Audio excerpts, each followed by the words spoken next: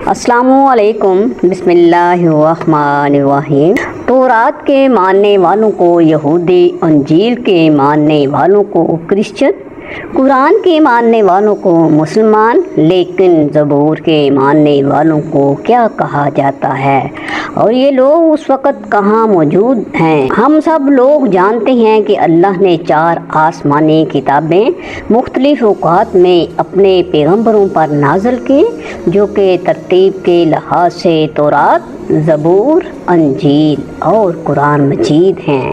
لیکن اسلامی تاریخ میں کہیں بھی زبور کا ذکر، اس کی تاریخ یا اس کی تفصیل جاننے کو نہیں ملتی۔ ایسا کیوں ہے؟ کیوں اس آسمانی کتاب کو آج بھی دنیا میں اتنا جاننے کو نہیں کیا جاتا جتنا کہ تورات، انجیل اور قرآن پاک کو کیا جاتا ہے؟ کیا یہ اس وقت بھی اپنی اصلی حالت میں موجود ہے یا تھی؟ اس میں کیا کچھ لکھا ہے یا پھر اس میں کیا کچھ موجود ہے؟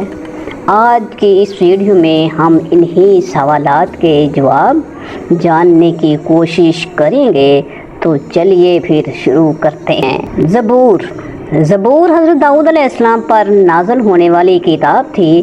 اسے سمجھنے سے پہلے اس کے نزول کا وقت اور اس کی ضرورت کو سمجھنا انتہا ضروری ہے۔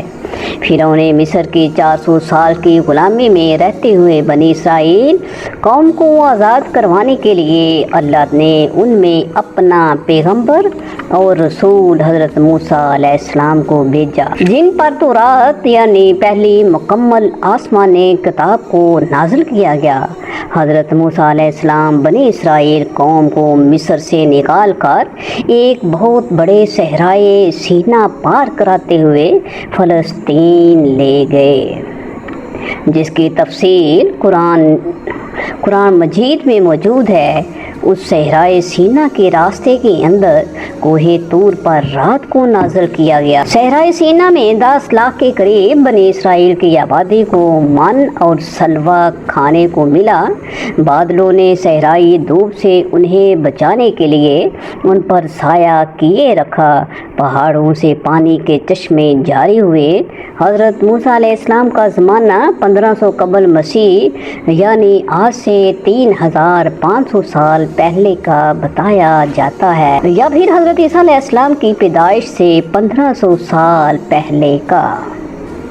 اس وقت فلسطین میں مشرکین کی حکومت تھی۔ حضرت شموئیل علیہ السلام جو کہ اللہ کے نبی اور پہلے اسرائیلی بادشاہ تھے، انہوں نے کافی عرصے تک بنی اسرائیل پر حکومت کی کہ جب وہ بوڑھے ہو گئے تو اللہ کے حکم سے طالوت کو ان کا بادشاہ مقرر کیا۔ اس واقعے کا ذکر قرآن کریم کے پارہ نمبر 2 میں سورۃ بقرہ کی آیت نمبر 245 سے لے کر 252 کے اندر ملتا ہے۔ حضرت طالوت علیہ السلام نے 1004 قبل مسیح سے 1020 قبل مسیح تک حکمرانی کی، اور اسی وقت کے اندر فلسطینی فوج سے ایک فیصلہ کن جنگ ہوئی۔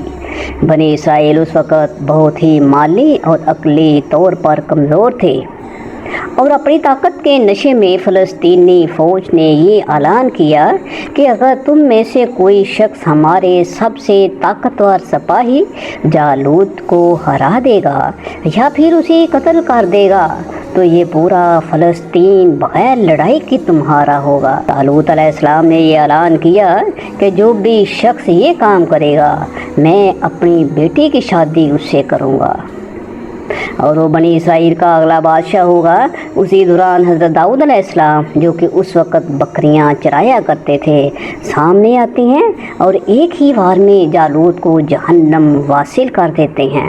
وعدے کے مطابق اب فلسطین بنی اسرائیل کے حوالے ہو جاتا ہے۔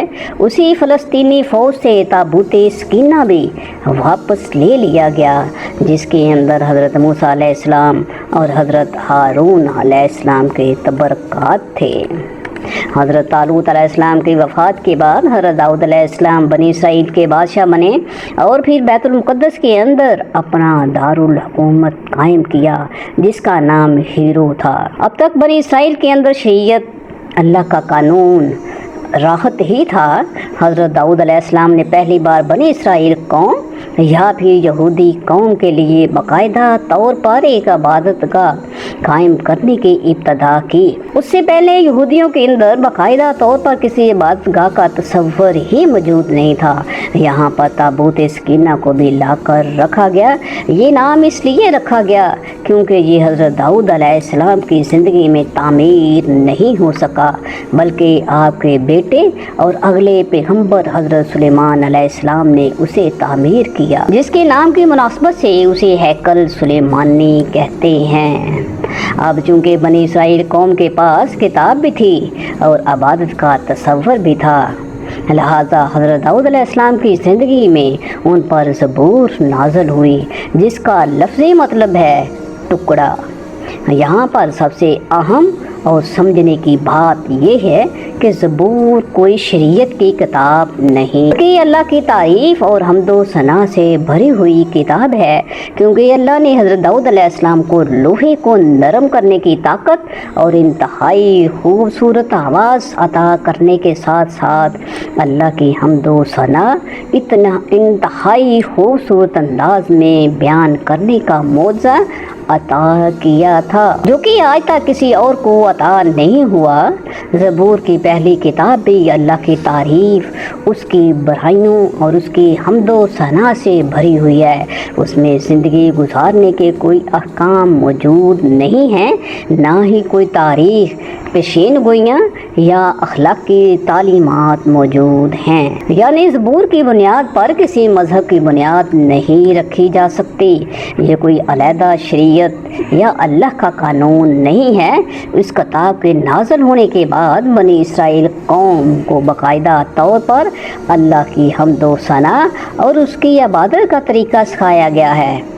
हज़रत दाऊद अलैहिस्सलाम अपनी मीठी आवाज़ के साथ जब इस ज़बूर की तलावत करते तो आसमान, पहाड़, नदियाँ उस आवाज़ को सुनकर आपके साथ झूमने लगती। उस कलाम और आपकी आवाज़ में इतना असर था कि ये दुनिया के अंदर इंसानों को जन्नत की आवाज़ महसूस हुआ करती थी। हज़रत दाऊद अलैहिस्सलाम की वफ़ात के बाद ये आवाज़ तो बाकी ना रही, मगर ये कलाम बनी इसराइल कौम हैकल सुलेमानी के अंदर खुदा की बड़ाई और उसकी इबादत को बयान करने के लिए पहले भी पढ़ती थी और आज भी पढ़ती है, जो कि जाहिर है कि हज़ारों सालों से एक नस्ल से दूसरी नस्ल तक पास होते हुए अपनी असली हालत में आज ना तो मुकम्मल तौर पर महफूज है और ना ही उसके अंदर मुकम्मल तौर पर वो चीज़ें मौजूद हैं जो कि हज़रत दाऊद अलैहिस्सलाम पर अल्लाह ने नाज़िल फरमाई थी। ये तमाम आसमानी अल्फाज यानी हज़रत मूसा अलैहिस्सलाम पर नाज़िल होने वाली तौरात, सहीफ़े तौरात और ज़बूर को ओल्ड टेस्टामेंट या फिर अहदनामा कदीम के नाम से जाना जाता है, जबकि अंजील मुक़द्दस के तमाम नुस्खों और